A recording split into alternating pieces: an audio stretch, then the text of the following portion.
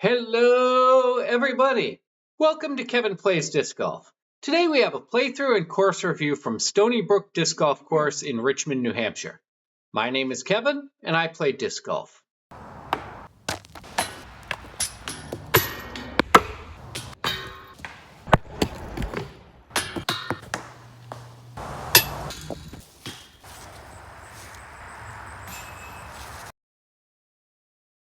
Filming on course for this video was done on April 19th, 2025. The 9-hole course originally opened in 2021. Primary access to the course is via New Hampshire Route 119. If you're traveling west from Fitzwilliam, about 4 miles after the sharp right by the fire station where 119 becomes Fitzwilliam Road, you'll see Morgan Road on the right. If you're traveling east from downtown Richmond, it will be about 3.5 miles from the intersection of routes 119 and 32 before you get to Morgan Road on the left. About 1.25 miles down Morgan Road on the left, you'll see a small rock wall that looks like the entrance to a construction site from the road. That is the entrance to the parking lot for the disc golf course. If you're wondering what my dog Luna here is so interested in, that looks like it's behind me, I have another small cat right here in addition to the one that's on the cat tree back yonder. There is a $5 fee to play per person for the day. This is a privately owned disc golf exclusive property. There was active course construction going on when I played. More about that in the review after the course playthrough, so be careful of people working on the course. I played the course in mid-April, and the ground was still saturated from the snow melt and heavy rains. In addition, an unexpected moderately heavy rain shower came through about a half an hour before I played. Though it was drizzling at the start of my round, the rain was significantly heavier just before I played. Though the leaves and underbrush had not started growing yet, most of the trees on the property are large pines, and I would only expect the course conditions to be drier and better later in the year. Alcohol and tobacco rules are unclear, but as this is on private property, I would recommend against both. Trash is carry in, carry out. There is a porta potty on site next to the parking lot. Dogs are allowed as long as you clean up after them and take their waste with you. I'll have my overall review of the course at the end of the video. Be sure to post your comments as to your thoughts of what looks fun and where you think the problem areas are. I'd like to give a special thanks to Chris and Jeff, who were out working on the course when I was playing, and whom I had a very pleasant conversation with when I was between holes 6 and 7. There'll be more info that I got from them during my course review. Now we'll go to the parking lot just off Morgan Road. We are at Stoney Brook Disc Golf Course. Here we are looking back at the road, and if we turn around, there's a nice little parking lot, porta potty. We have a practice basket in front of us, and we have the first tee right over here. Looks like they have a nice little picnic table and area set up so to play here. And there is the donation box where you can put your $5 in, as I did earlier. And that is right next to the first tee. Hole 1 is a 280-foot par 3, dogleg left. There's a double mando right off the tee, which does make things a little bit more challenging because if you didn't have that double mando, there would be a straight option to go to the first basket. Here we are just to the right of the tee, so we can see the basket through that gap. But again, the main play is go right to left and see how close we can get. It is downhill a bit here too, so that should help the distance as well.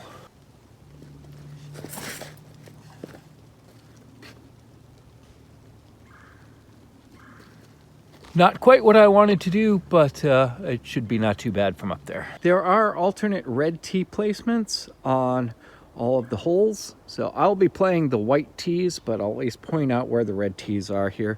So here we're 165 feet to the basket.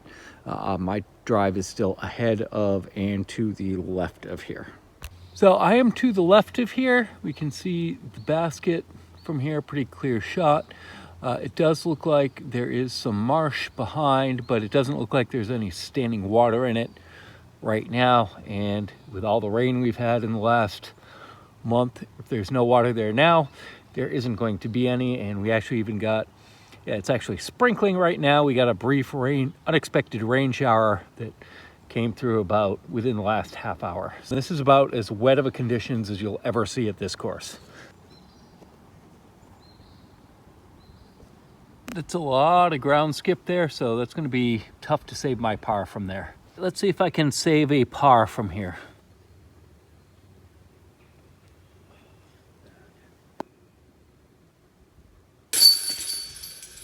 Well, I got my 4 there.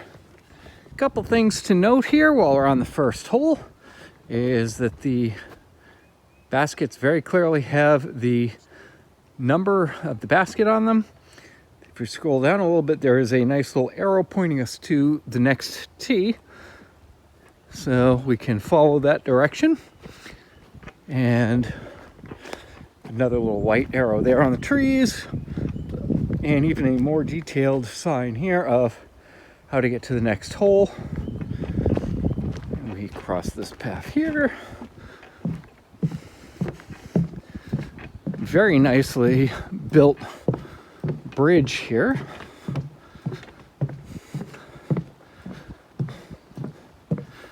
And now we have a split.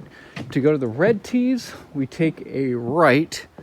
And if we look to our right, between 2 of those trees off in the distance, we can see the hole 2 basket. And on the right side, we can see the sign on the tree for the red tee for hole 2. However, if we continue on here up to the white tees, have some nice benches here. Here we have the tee box for hole 2. Hole 2 is a 316-foot par 3 from the white tees. We are on the benches just to the right of the tee pad itself. We can see the basket from here, but from the tee it's going to play a little bit left to right. Looks like, again, the whole idea here is just try and avoid the trees and see how far up there we can get.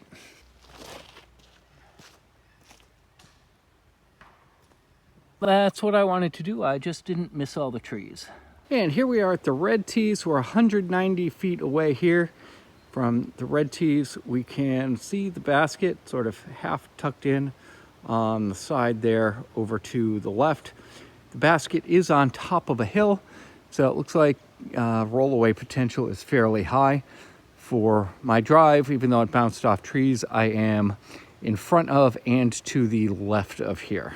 All right, here I am. We'll see what we can do from here. Again, we've got a couple trees to avoid, but we at least, with a good shot, can get close from here.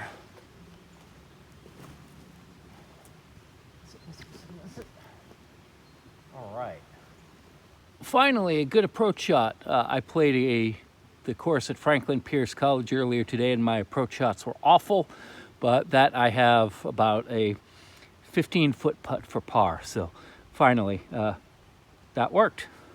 Just to briefly note here, there's this nice bridge here in the middle of the fairway of hole 2. It looks like that it could potentially be swamp on either side, but here it's just mush ground. There's no actual standing water here. And again, if there's no standing water here now, there's not going to be very many times where there will be with as much rain as we've had in the last month. Let's see if I can make my 15-foot par putt. Hopefully I should be able to get this one in.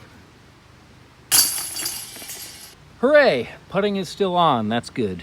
Again, a couple things to note about these baskets. They do all have flags on them. Just looking around, I've seen a couple of the other baskets. It appears that all of the baskets do have flags on them, which is nice.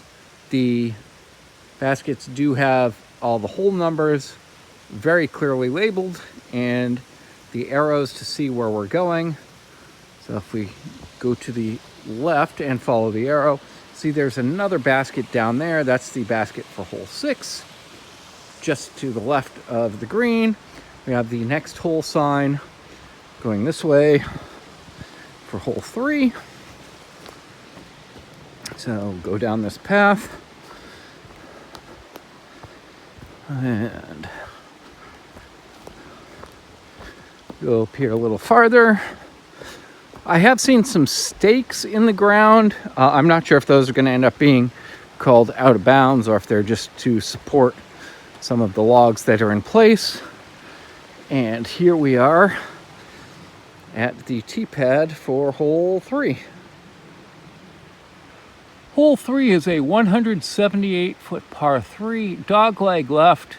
We do have the double mandos, and the drop zone is the short tee that is immediately underneath where the right arrow is for the mando. If we look between the tree with the arrow pointing to the right on the left side of the mando and the next tree to the left of that, off in the distance, we can see a tree that has a picture of the basket on it. The basket is immediately behind that tree, maybe 5 to 10 feet behind it, but that's where we want to end up going. So that the mando forces us to go right to left here, but again, it's not that far, so this is a solid birdie opportunity.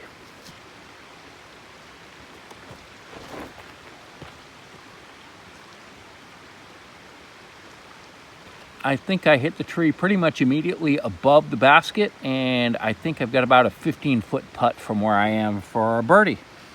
So just so you can see what's going on here, we are at the drop zone for hole 3, or the red tee, and we can see the basket off to the left, at least the top of it, with the flag. I'm glad I hit that tree where I did, because I've got a very makeable 15-foot putt for birdie, and this is well within my range. I should make this.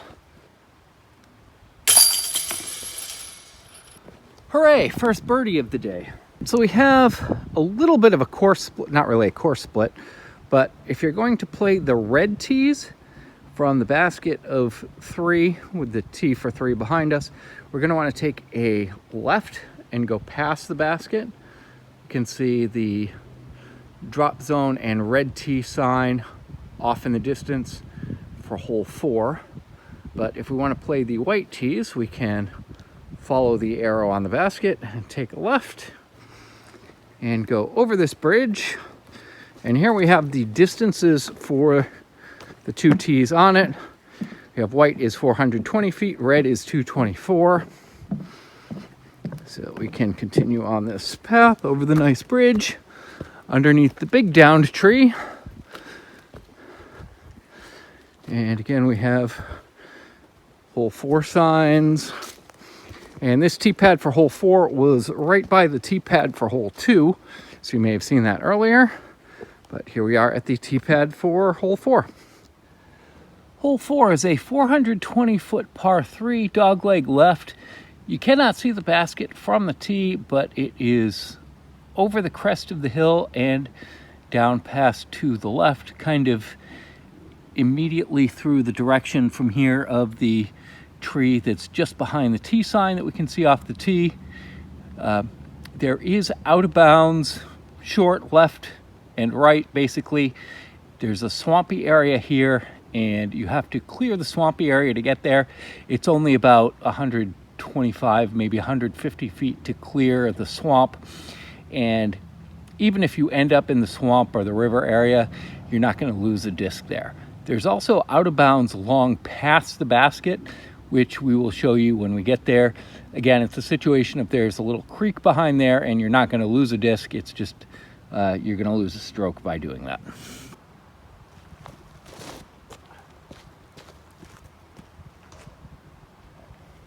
That was not the greatest throw. I kind of threw that into the ground, but it's still plenty far enough to clear and be in bounds. To get from the tee of 4 to the fairway of 4, we have a couple different options depending on which side you went on. One option is you can go back towards the basket of 3 and go over that bridge that way, or we can go to the left of the tee, and there are some arrows here and a nice little path to go down. And we do have a little stream, a little brook that this bridge crosses. Something to note here is that, yes, there is some water in this little brook. And again, this is probably about as much water as you'll ever see in this brook, just because of how much rain we've had. And we can continue on. So now follow the path. This is a very well-defined path, and there are arrows, and you can see where it's going. Now, in the spring, it may be a little bit harder to follow. There's a little marsh area here, but this is going to be tough to get to. Unless you have a bad tree kick, you're not going to end up with your tee shot in here.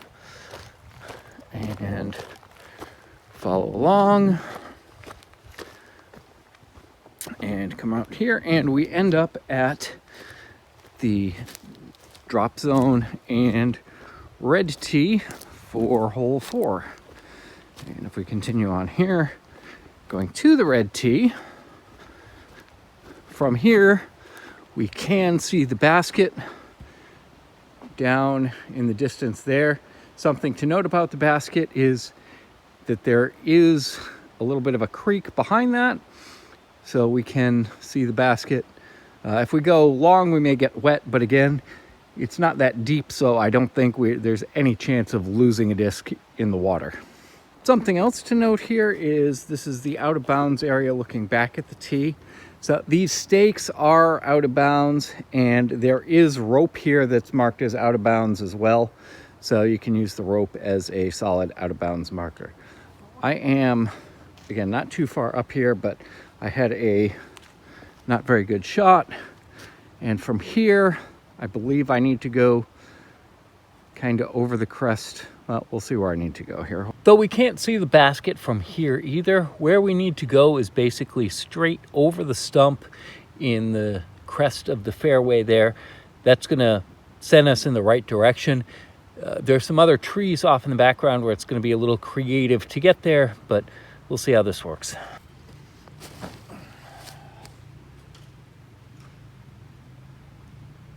Well, not great, and I popped it up, but I should have a clear look at the basket from there anyway. So I don't have a great look at the basket from my third shot from here.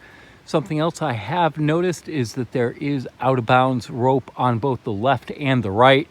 I'm still about 20 feet to the right of it. The out of bounds rope to the right is way right. It's probably 50, 60 feet right of here. So I'm on the left edge of what is acceptable. But again, noting here that the brook that is out of bounds is, I would say, less than 10 feet past the basket. So it's going to be very difficult to not end up with a death putt wherever you end up on the green from here. That was weak, and I missed the gap I was going for, so I'm going to even have a tough fourth shot from there. This gives a little bit better shot of how far downhill the green area is and how close to the basket the river long is. So again, the river is not that deep, although it is flowing. I'm not too worried about losing a disc in there, even if it does get wet. But this is going to be a very challenging putt for 4, and hopefully I don't go too long. That snuggled up to the out of bounds on the left, but it is still inbounds by a couple feet. So we'll see how it works from there. Good news, no death putt from there. Bad news is it's 30 feet, 35-ish feet. So makeable, but long. That was a 30-footer to save 5. So not good that it was for 5, but good that I was able to make. It was only about 30 feet. So long circle 1.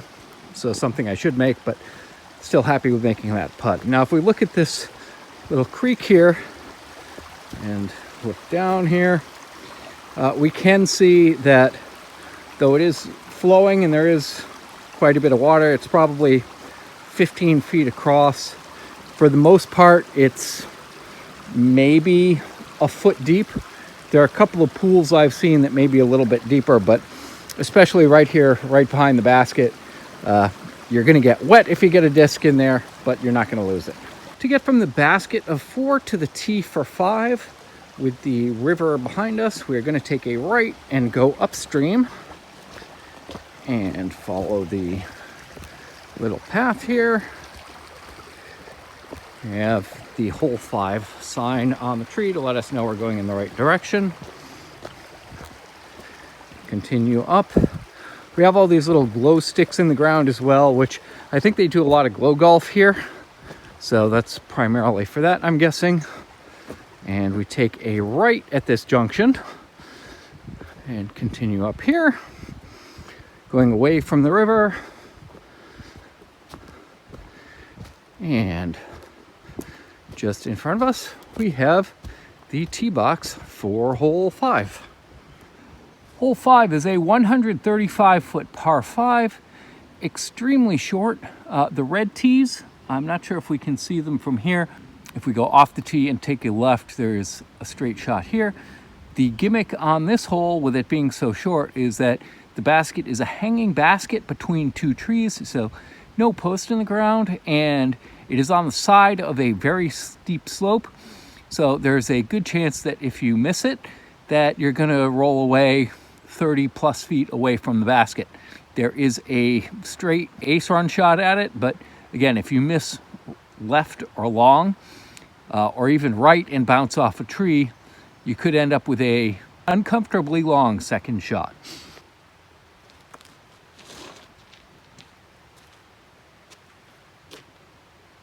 So that was my Omega Super Soft putter, and it skipped down left on the back side. I think it stopped on the side slope, but won't know for sure until we take a look. To get to the red tee from the white tee of 5, if we go straight off the white tee and we take a little look to the left, there is the red tee for hole 5. Something else to note is that in the distance, in the background there, that white sign on the ground, that is the tee sign for hole 6. So that's our white tee where we're gonna end up there. Another note is that the river long on hole 5, and there's also left off the tee of hole 5, there is out of bounds there. So it is marked by rope and the downed wood logs.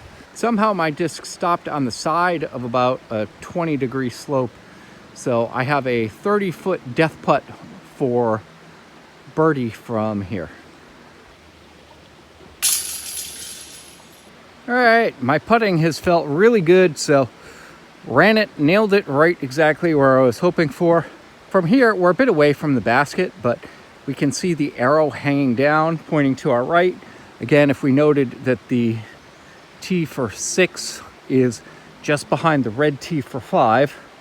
From here, if we take a right with the river behind us, and we can sort of follow along the river's edge here.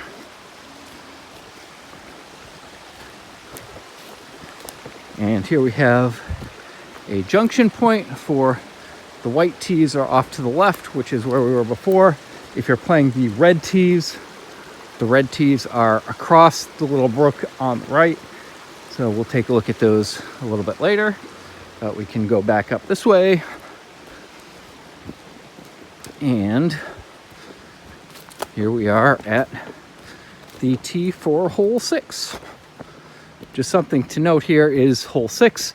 We want to be a little bit careful because we are walking up in the direction of people throwing off the tee. So just make sure nobody's throwing off the tee so you don't get hit by something. Hole 6 is a 420-foot par 4. There is a lot going on here. The basket is, if we follow the path on the right, the basket is actually off in the distance that way. So we can see the basket way off to the right from the tee.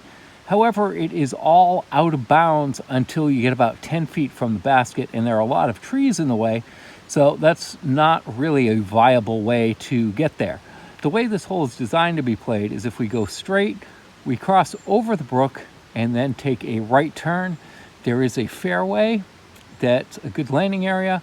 We do have to cross back across the brook and then get to the pin that way. So there are a lot of options here. There is out of bounds on both the right and the left.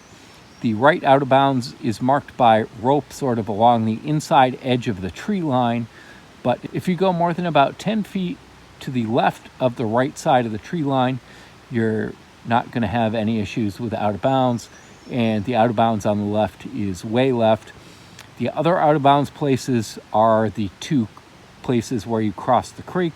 which is going to make for a very interesting second shot with a lot of risk reward that we will talk about later.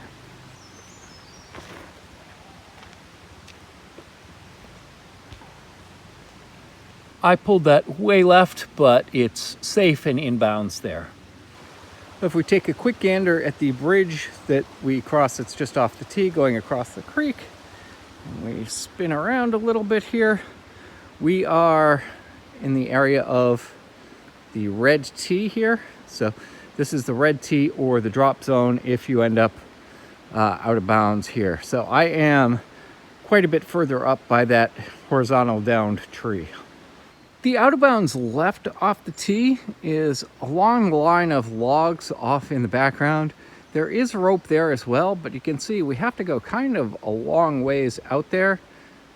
I went further left than I wanted to and not as far as I wanted to, but if you can go right a little bit further and go up, it looks like the biggest gap is kind of out that way. So if we can lay up by that tree with the darker knot on it at the top of the hill, that's going to leave us a good spot to be in where we're not going to be concerned about rolling down into the pond and have a shot where we're not going to be going uphill for our birdie putt.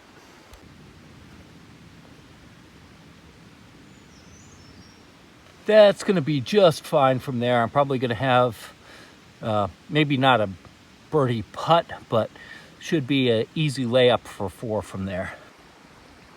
Right now we're at the crest of the hill in sort of that second fairway area. So everything on the left where those logs are lined up is out of bounds. There is rope there as well to help you out with that. You can see the red tee from there. And then if we spin around, we can see the basket in front of us.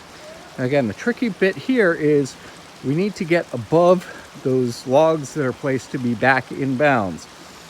The creek, again, here is not deep enough where we're going to lose the disc, but we don't want to end up out of bounds here. It may just be a layup for me from there because of how risky it is just to not end up out of bounds from where I am.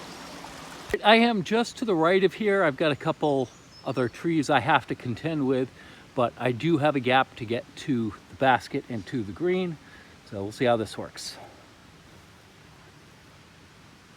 That's what I wanted. I'll get a drop in for 4 from there. POV putt for 4. There we go. To get from the basket of 6 to the tee for 7, if you see the arrows kind of pointing back in our general direction, we turn around. We have the sign for the next hole. And continue on over here. And here we are at the tee for hole 7.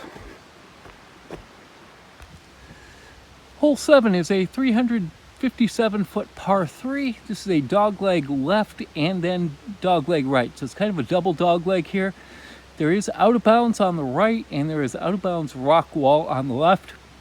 So it's kind of a narrow landing zone to get there. We cannot see the basket from here. However, if you're standing on the tee, you can. It's straight off in this direction.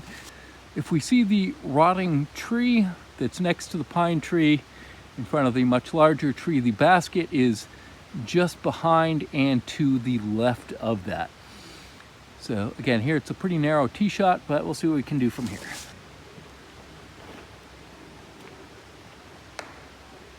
Well, that's a tree hit. Unfortunately, my disc is out of bounds. You can see it's to the left of the out of bounds line, and that is the tree it hit. But there is a long way you have to go out of bounds, so it's a very interesting sort of risk-reward play here. Again, you're not going to lose a disc here, but it's interesting out of bounds to definitely add to the challenge of this hole. Now, as we can see here, the fairway here is only about 25 feet wide at this narrow gap. If you go up a little further, it widens out some. Like once we get to this gravel path area here, it does widen out. The rock wall goes back further left, the out of bounds goes further right, but still narrow gap. If you hit one of those trees before you come back inbounds, it's very likely that you'll end up there.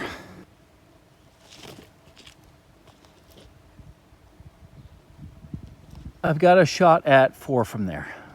I'm glad I didn't skip any further right from where I was. So see, we're inbounds by about 3 feet. And if we turn around, we can see the basket. Did not have a clear shot, but that will be a drop in for 5. With the rock wall behind us, to get from the basket of 7 to the tee for 8, you can see again, follow the little yellow arrow, go up the hill. We have the next hole sign right up here.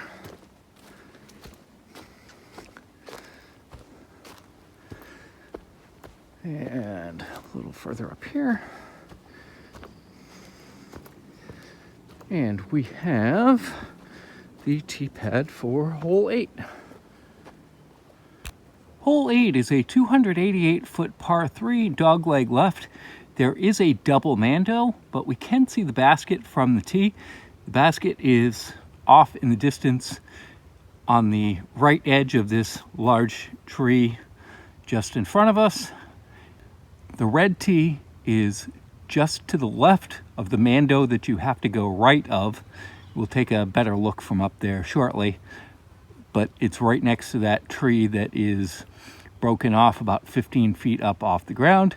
One thing to note here is this does play as a carry hole, so it is out of bounds short until you reach that log wall that's about 40 or 50 feet past the mando. So you have to make it 150 feet or so off the tee in order to be in bounds. You're not going to be in any danger of losing a disc in there, but again, it's just to make the hole a little bit more challenging. Here we are at the little bridge. Again, here it is a little bit wet and marshy now, but here we can kind of deal with this now, and in the summer it's going to be dry, so not going to have to worry about that too much.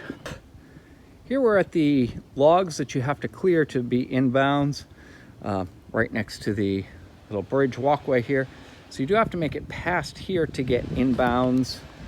And the rock wall that we can see off the tee, that is inbounds as well. I ended up bouncing off a couple trees, ended up short of the rock wall, but I do have a clear path to the basket from here from about 100 feet. So we'll see how this works out.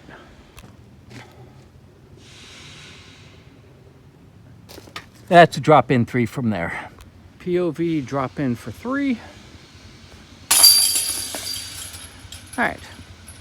Now from here, to get to the basket of hole 9, we can follow the arrows, grab our disc out of the basket, go to our right, and go up the hill a bit here.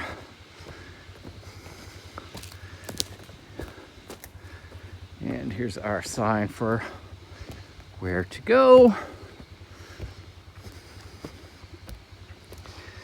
And right at the top of this hill, we have the white tee for hole 9. Hole 9 is a 209-foot par 3. Straight ahead, we can see exactly where we're going. We do have some trees to avoid, and this is a raised basket, so that's kind of the extra added difficulty here. The basket is probably about 10 feet off the ground, and we'll get a better look at it once we get up there.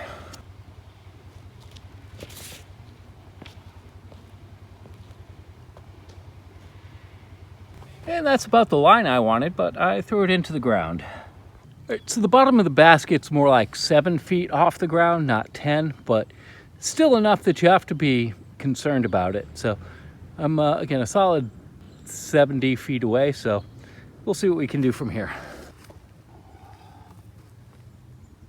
Early release was not good. I've been good from this distance all day. Let's see if I can make this work with an elevated basket for par.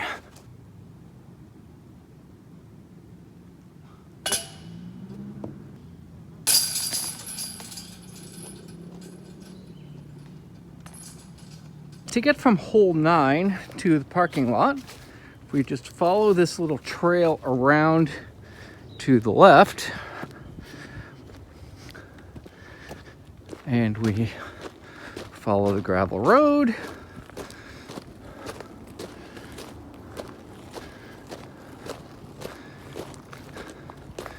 And there we have the tee box for hole 1 and the parking lot.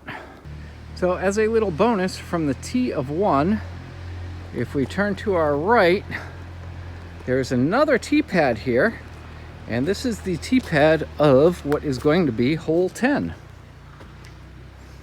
For holes 10 through 13, there are no tee signs yet. There are no distance markers because they are still in the process of being built and finalized.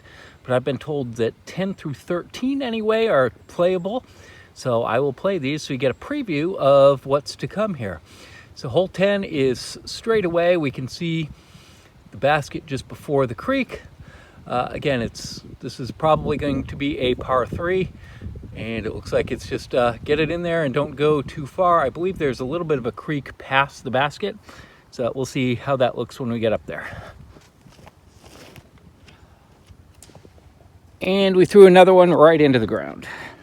I have been warned that the fairway is marshy here, and it is. But again, it's going to dry up in the not too distant future. This rock wall right is going to be out of bounds.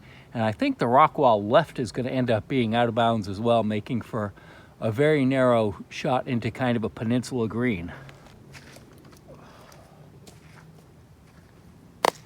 Not great, but a very makeable 3 from there.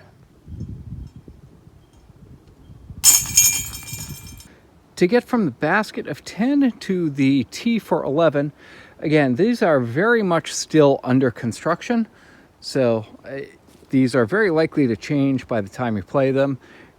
If the rest of the course up to hole 9 is any indication of what the rest of the course is going to be like, then this is definitely worth playing, and hopefully the conditions are a lot better and once everything gets to be a little bit more permanent.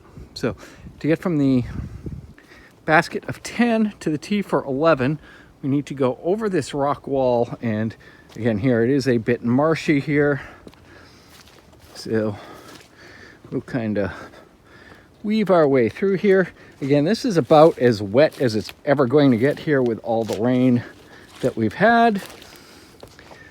And if we continue on over here, I believe that we are going to have the tee for hole 11 over here somewhere. And if we follow this path,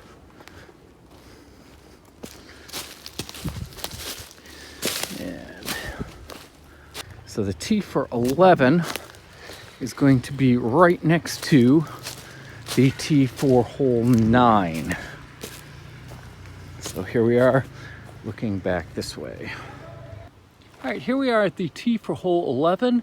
One thing to note here is that we are crossing the brook again, so we're going to have an interesting choice as to whether to go for it and try and get across the brook or to lay up short. Here I'm going to lay up short because I have a noodle arm and don't think I'm going to have much choice of whether or not to lay up short, but we want to go through that gap. The basket is, if we look and see those 2 trees on the left, large pine trees, the basket is actually between those 2 pine trees, but the main gap is going to be to go straight and then go left at the end.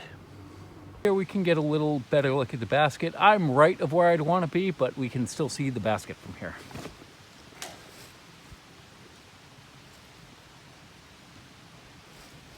Very nice. I'll have a drop in for 3 from there. This basket has been used by the owners for putting practice and ace runs. So just so we know around here, this basket is very steeply downhill towards the river. If my disc had gone another 2 feet, let's see if I can find it, the dark blue one there. If that had gone another 2 feet, I would be 30 feet away instead of 5 feet away. So we'll have our drop in for 3.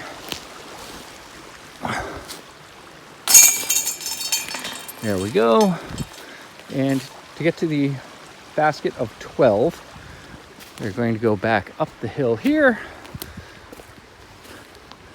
And It is right at the top. Over here we have the tee box for 12. Hole 12, we have another hill on top of a crest, so this looks like it's going to be a death putt no matter which way you're approaching it. So when you want to get close to the basket and hope you can make it and don't miss.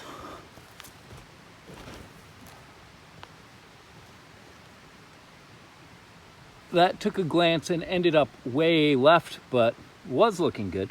So my disc is a long way downhill. Not that long. I've got probably a 40-foot putt, so makeable. But again, this gives you an idea. There's a little platform up here, but if you're not on this platform, then you got rollaways in every direction except for what's, I believe, a temporary log wall that this camera's on top of right now.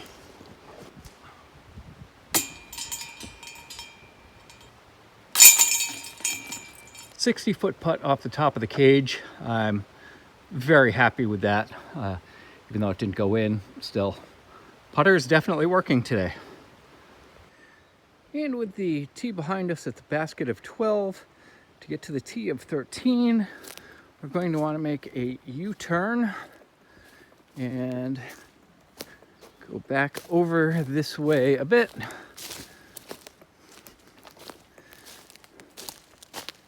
And follow this down. Now these hole numbers may change. This is kind of set up to be playable as is for the moment, but this hole 13 could end up being hole 18 or something else. So it would not surprise me if they ended up reorganizing the hole numbers to have it make a little bit more sense from the playing and from the course flow side of things. But there's definitely places where they can do that. And I think right up here, there's the basket for 13.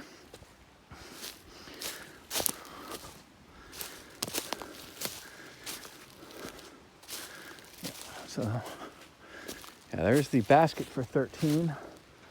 The tee for 13 may end up being way back there.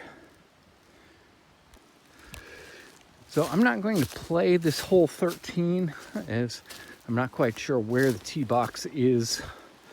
And again, a lot of this stuff is still under construction, but again, this has potential to be a par 4 with a creek crossing. There's already a bridge in place here and a nice basket location as well. I arrived at this course expecting it to be a 9-hole course in the woods as indicated on UDisc. Thanks to the work that had already been done this year by Chris and Jeff, though they are still under construction, holes 10 through 13 were playable. They spent the day that I was there building a new bridge across the creek at hole 11 that was not there for my playthrough, but was there by the end of the day. You can keep up with the latest coursework and events on the Stoney Brook Disc Golf Facebook page, link in the description.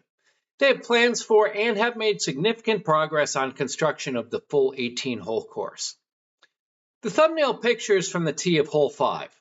It is the shortest hole on the course, has the best potential for an ace run, and also has the possibility of ending up with a very high score if your putting game is off a bit. My favorite hole of the front 9 is hole 6. Though there is a lot going on here, if you know where to look, you can see the basket from the tee and know that going straight at it is a bad idea. Though there is a lot of out of bounds, for the most part, the OB zones don't come into play except for the second creek crossing.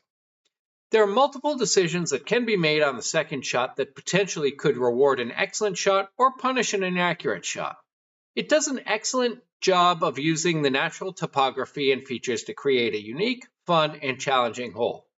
Honorable mention goes to hole 11, which though not yet complete, shares many of the same characteristics and could end up being my favorite on the course once that hole is fully constructed. My least favorite hole is hole 7 as it is now, with the emphasis on as it is now. My biggest complaint about this hole is the narrow landing zone off the tee, especially on the left side where it doesn't really need to be as the course currently is.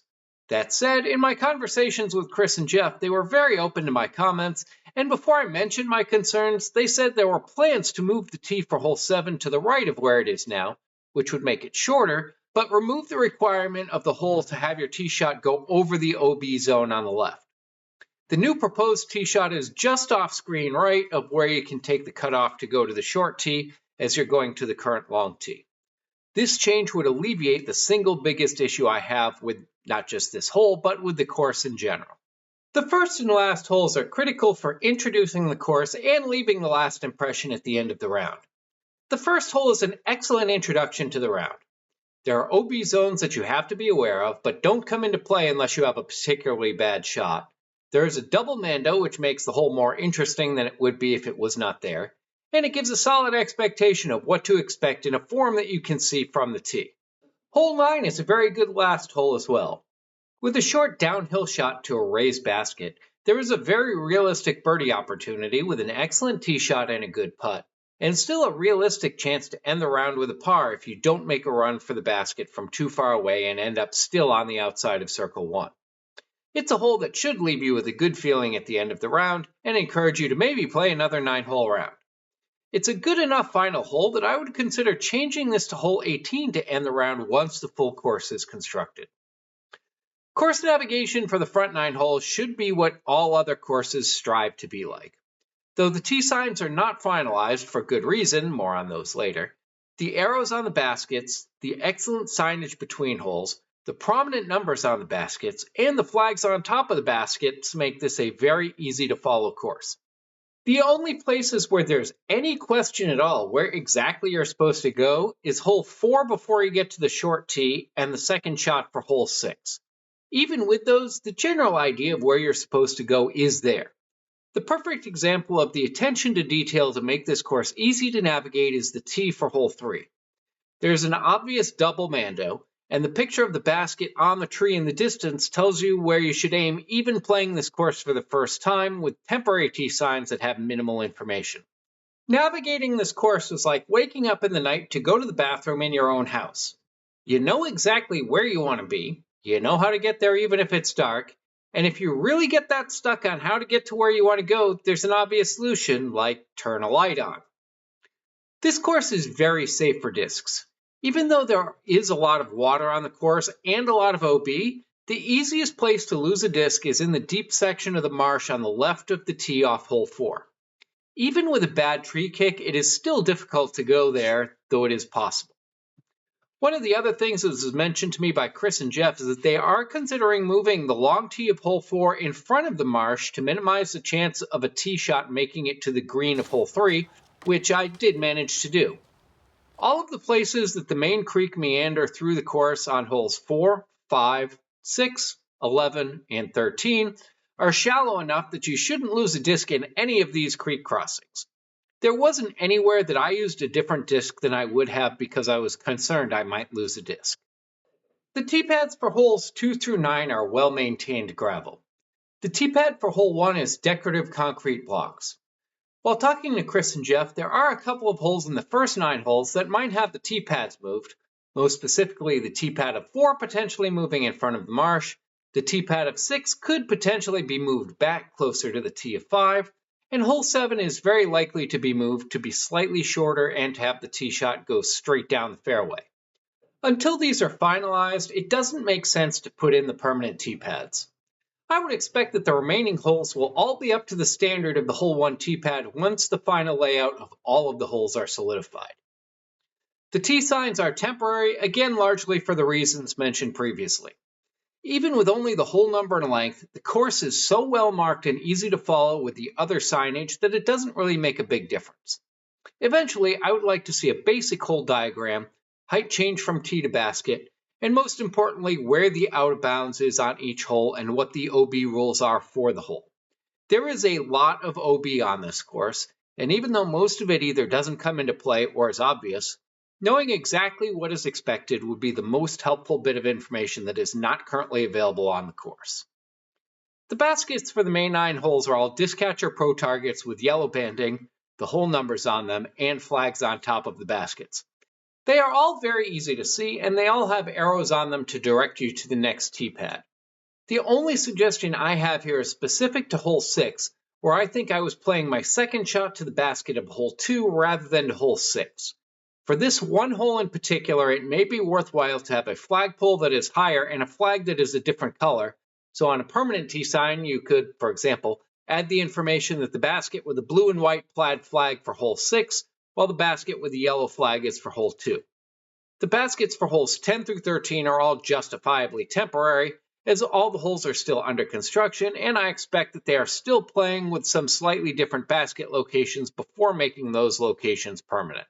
My overall course rating for holes 1 through 9 at Stoney Brook Disc Golf Course, as it was at the time I played it, is that I would be willing to drive 1 hour and 40 minutes to play this course for the first time, and 1 hour to play this course again. It is a typical New England disc golf course in that it is in the woods, and there aren't any real open long distance shots where you can just fire away, but it does woods golf very well. The only issues I have with this course are being actively addressed by course ownership. With the thoughtfulness, care, and passion that has been put into the course design and construction, along with the examples of the quality work that has been done so far, even if they are not completely finalized, I have no reason to think that they won't get there in the near future. The signage and course navigation cues for holes 1 through 9 are what all other disc golf courses should strive to achieve. Having seen a preview of what is to come, this number is only going to go up once the full 18-hole course is completed. This course is superior to the other nearby courses at ELMM Community Center and Franklin Pierce University. I have not yet played the two 18-hole courses that are within a half hour of here at Tully Lake and Royalston Fish and Game. I will definitely play this course again, and I'm excited to play the full 18-hole course when it is completed, and it will absolutely warrant another playthrough video of at least the back 9 holes. As for the $5 fee to play the course, it is evident that all of the money is being reinvested into the course by the time that you get to the tee of hole 2. The target audience for this course, frankly, is me when I don't feel like playing a course that requires bomber throws, which is most of the time. There is an excellent use of the natural terrain, decisions that have to be made on many throws that may result in stroke penalties but not lost discs, and though there is a lot of OB, it doesn't feel artificial anywhere other than hole 7, which is being addressed by the tee pad relocation. Like, share, and subscribe, and check out Stoney Brook Disc Golf on Facebook, link in the description, for all of the updates that are going on with this course. I certainly am. Thanks again to Chris and Jeff for giving me a preview of what is to come. Check out my other video linked here or the playlist of my disc golf courses of New Hampshire linked in the description.